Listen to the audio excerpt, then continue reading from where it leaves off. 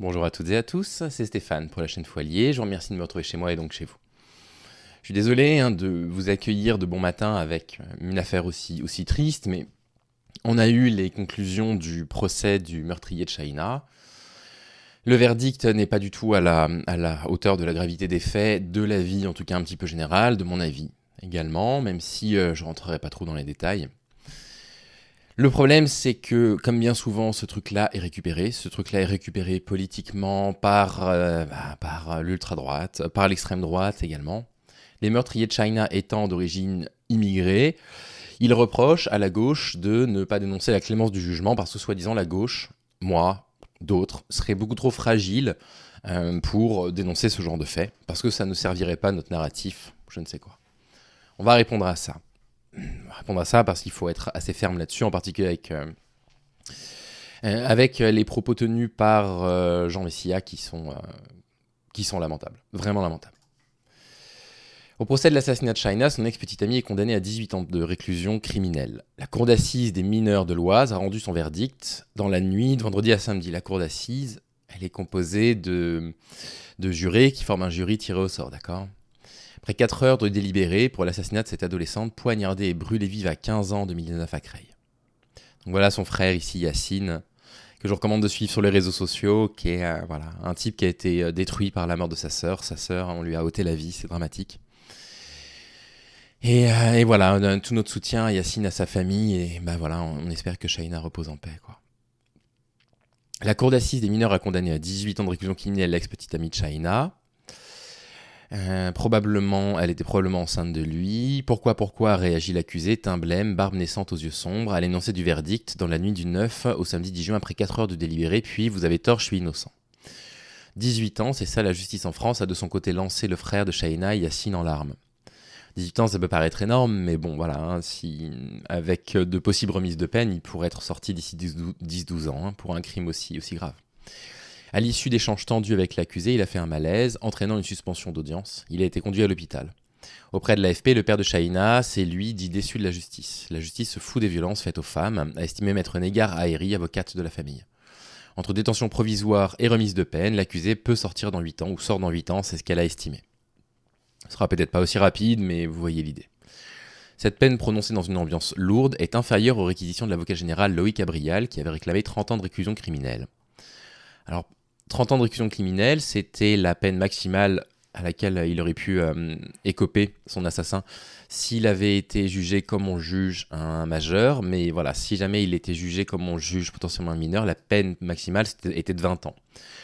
Donc voilà, 18 ans de réclusion criminelle sur les 20 possibles. Monsieur Abrial avait demandé la levée de l'excuse de minorité de l'accusé, âgé de 17 ans au moment des faits, ce qui permet de porter la peine maximale de 20 à 30 ans. Ça n'a pas été retenu par la Cour, d'accord ? Donc la peine maximale, c'était 20. Le jury ne pouvait pas mettre plus de 20 ans pour ces faits-là. L'avocate, maître Élise Arfi, avait écrit après les réquisitions un homme pétrifié, terrorisé face à la demande d'une peine plus longue que toute sa vie. Oui, bon, les actes ont des conséquences, jeune homme. Vous avez assassiné horriblement une jeune fille. Bon, voilà quoi. Si vous devez passer 20 ans en prison, c'est de votre fait. Et personne ne compatit avec vous là. Son second conseil, maître Adèle Farès avait plaidé l'acquittement. Oui, pourquoi pas. Tout au long du procès à huis clos ouvert lundi, le jeune homme, un lycéen sans casier judiciaire au moment des faits, a crié son innocence. Je veux juste être tranquille, a-t-il lancé au juré au moment de ses derniers mots, selon l'avocat général. Selon les parties civiles, l'expert psychiatre a noté jeudi le manque d'empathie et le narcissisme du jeune homme. Un portrait récusé par la défense. Chahina est morte à 15 ans. Victime 2 ans plus tôt dans sa cité d'agression sexuelle, dont les images avaient été diffusées en ligne, l'exposant selon maître Aheri à être traité comme une chose.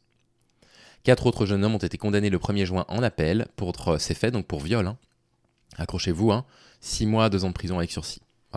Voilà ce dont écopent les agresseurs sexuels quand ils passent devant la justice. 6 mois à 2 ans de prison avec sursis.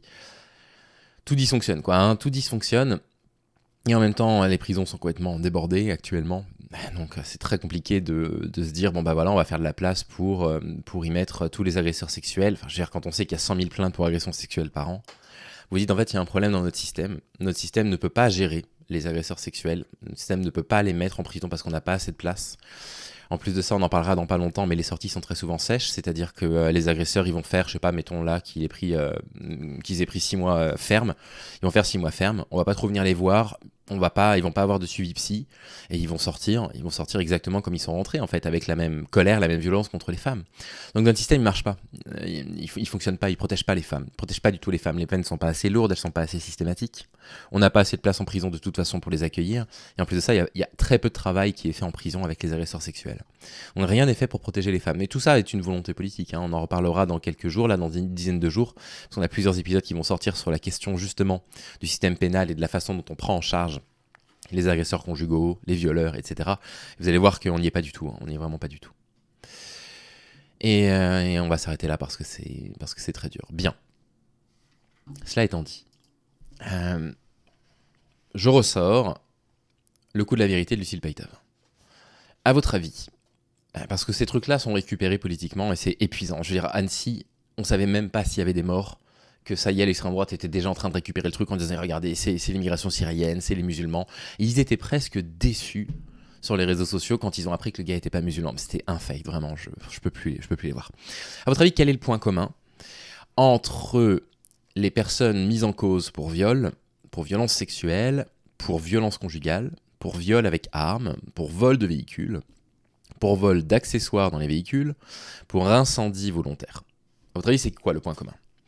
Le point commun entre ces personnes-là, c'est pas que elles sont issues de l'immigration, c'est pas que elles sont de je ne sais quelle origine, de je ne sais quelle couleur de peau, c'est que ce sont des hommes.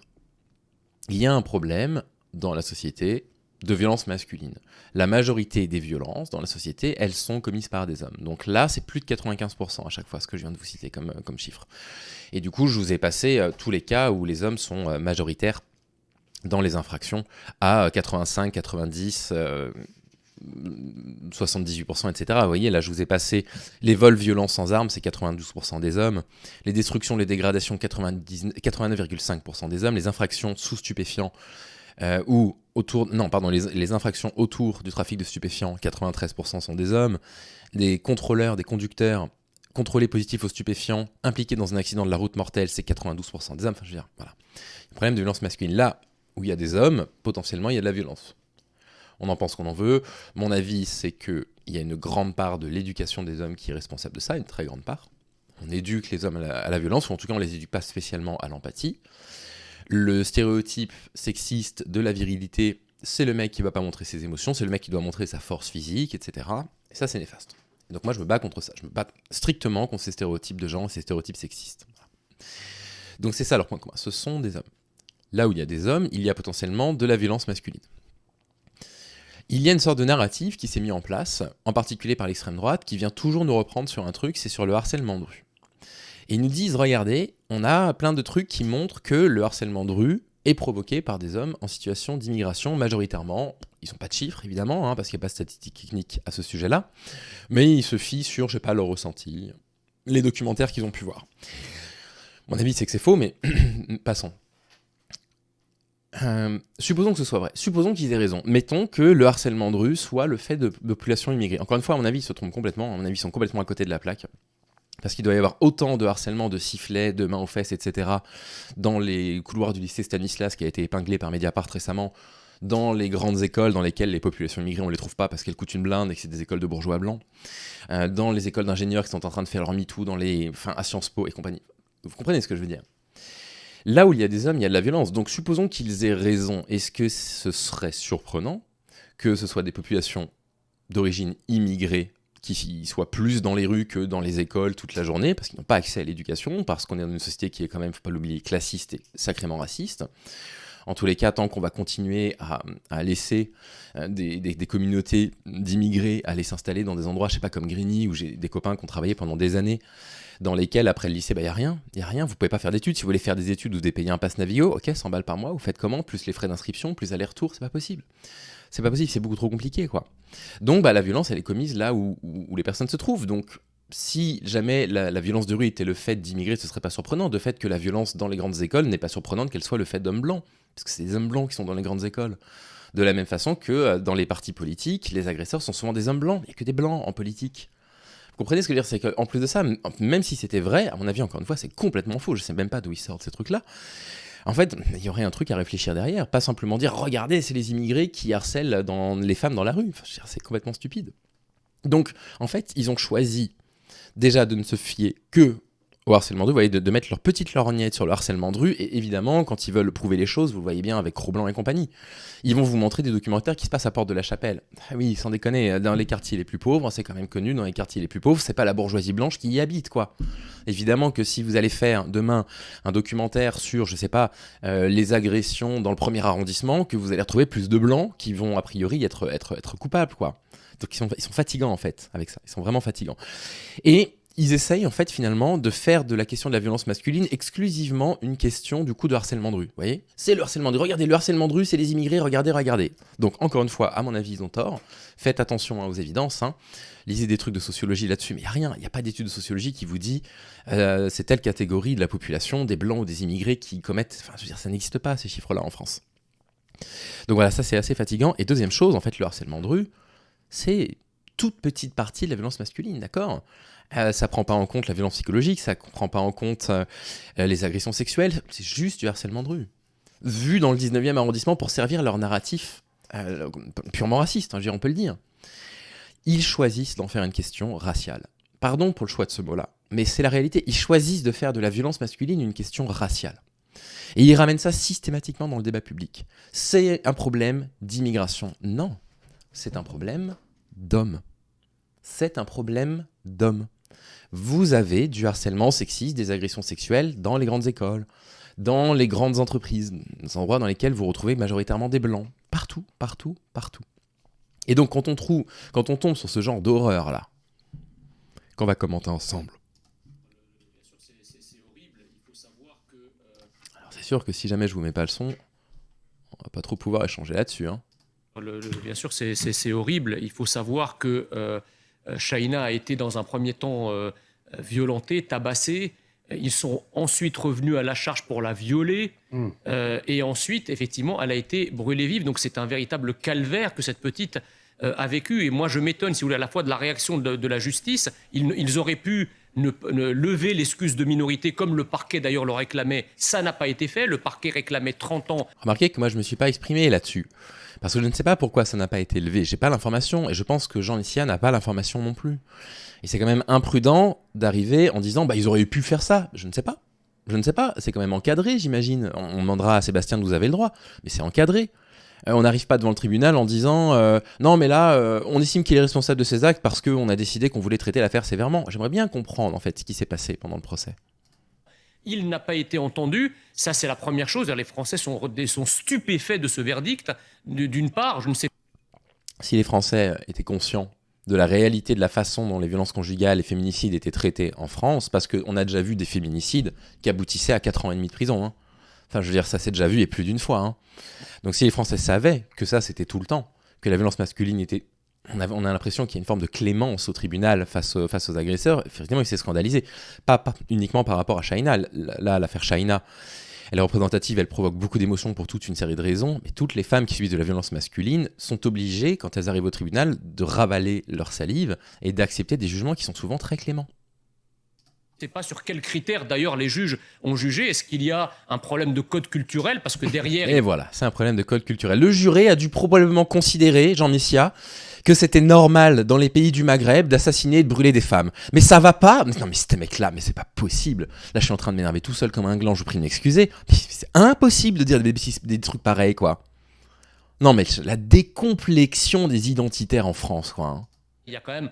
je dirais des velléités identitaires à cette question. On parle de crimes d'honneur notamment. Bon, donc ça c'est un scandale. Et d'ailleurs, c'est peut-être pour ça qu'on ne voit pas non plus toutes les égéries du néo-féminisme contemporain, à commencer par Sandrine Rousseau, avec des affaires comme ça, on aurait dû la voir manifester devant le tribunal avec ses acolytes féministes. Et là, bizarrement, ils doivent être champignons. Ok. Sandrine Rousseau, à mon avis, elle t'emmerde, je pense. Donc, il y a une sorte d'appel à la pureté absolue, quoi, systématiquement dans ces cas-là. C'est-à-dire qu'à chaque fois qu'il va y avoir, je sais pas, un viol, un crime commis par un immigré, vous avez toute la droite qui débarque, y compris dans mes vidéos, toute l'extrême droite, tous les petits fachos là du web, qui ne se reconnaissent pas fachos évidemment, parce qu'ils considèrent que quand on dit facho, c'est une insulte qui arrive en disant « Eh, vous en parlez pas, hein. Vous êtes gênés d'en parler, hein. Il n'y a pas un mot dessus, hein. » Ils avaient fait le coup avec la nuit de Cologne. Combien de fois on a pu me le dire sur cette chaîne, ou Pouta Critique qui m'avait tenu la jambe sur Twitter en disant « Aucune association n'a parlé de la nuit de Cologne. » Je lui sors un communiqué de presse d'Oser le féminisme, un communiqué de presse de Nous Toutes qui en parle, un article de Cosette qui en parle, et j'avais cité un article du collectif contre le viol. Elle me répond « Ouais d'accord, t'as trouvé 3 articles, ça veut rien dire. » Non mais non seulement on en parle, simplement la différence avec vous, c'est qu'on n'en fait pas une question raciale. Parce que ça n'est pas une question raciale. C'est une question d'homme. C'est une question de violence masculine. Le dénominateur commun, c'est l'homme. C'est les hommes qui, en majorité, produisent la violence dans la société, y compris la violence sexuelle. C'est une question d'homme. Et vous en faites une question raciale. Et les féministes, elles ne sont pas obligées de dénoncer la totalité des faits qui sortent dans la presse d'agression sexuelle parce qu'on ne peut pas s'en sortir, parce que Jean Messia, vous avez peut-être l'impression que ce qui arrive là, ce genre de truc là, avec des viols collectifs, avec potentiellement des féminicides, que c'est rare ou que c'est unique, c'est 100 à 200 féminicides par an en fait, hein, Jean Messia en France. 100 à 200 féminicides. Et avant le féminicide, il n'est pas tombé brut comme ça, d'accord ? Il y avait eu des cas de violence conjugale, il y avait eu des cas de viols conjugaux avant, il y avait eu des humiliations, des dégradations, c'est 100 à 200 par an en fait. Et dès que ça va concerner un immigré, d'un seul coup, elle est où Sandrine Rousseau ? Elle en parle pas, hein ? Et Caroline Dehaas ? Et Oser le féminisme ? Elles sont où ? Mais c'est incroyable. Enfin, je veux dire, il est en train de parler d'associations qui font un bien immense, qui arrive à faire en sorte que des mecs comme moi, qui a priori n'ont rien à voir avec le féminisme, j'ai rien à voir avec le féminisme d'ailleurs, finissent enfin par comprendre la réalité, la problématique du viol comme un fait social, et finissent par m'encourager à produire cette chaîne ici, permettent à tout le monde de comprendre ce que c'est que la stratégie de l'agresseur, comment les agresseurs isolent leurs victimes pour nous aider à mieux réagir collectivement, socialement, à mieux former les hommes. C'est ce que je fais sur la chaîne, essayer de former les hommes. C'est les associations les plus importantes actuellement en France, avec les associations qui luttent contre l'extrême pauvreté, contre le racisme. Et ils arrivent ensuite en retweetant les féministes comme Caroline Dehaas et Oser le féminisme répondent quand on leur met la gueule dans les tueries de femmes commises par des hommes issus de certaines migrations. L'escroquerie féministe enfin dévoilée, vous êtes bloqués. Mais évidemment que vous êtes bloqués. Évidemment que vous êtes bloqués. Vous arrivez avec... je veux dire... Oh, mais Oser le féminisme et Caroline Dehaas. Bon, Caroline Dehaas, elle est plus présidente de Nous Toutes déjà, mais Oser le féminisme et Nous Toutes, enfin je veux dire... Mais vous savez le boulot qu'elles font en France pour les droits des femmes, quoi. Et vous, non, moi c'était sur Shaina, quoi. Et de toute façon, je suis absolument convaincu, je l'ai pas fait, hein. Quand on tape Oser le féminisme Shaina, on va trouver des trucs, hein. On tape Caroline Dehaas Shaina, évidemment qu'elles se sont probablement exprimées sur la question. Mais c'est jamais assez pour eux, quoi. La seule chose qui compte pour eux, c'est qu'on aille sur le terrain identitaire. Ils s'en foutent des violences contre les femmes, je vous le dis, ils en ont rien à faire. Ils veulent juste qu'on dise que c'est des Arabes. Ils veulent qu'on dise que c'est des Arabes, les gens violents, d'accord ? Ce qui s'est passé avec Shaina, là, c'est pas un problème de violence masculine, c'est un problème dû à l'immigration. C'est ça qu'ils veulent qu'on dise. Et si on ne tient pas ce discours-là, ils arrivent en disant « Vous êtes des faux culs de gauchos ». Je ne peux plus les voir en peinture. Je ne peux plus les voir en peinture. C'est incroyable. La récupération politique sur des cadavres encore chauds. Ils ne savent faire que ça. Je ne les supporte pas. Je suis de très mauvaise humeur. J'arrête la vidéo ici et je vais courir une demi-heure.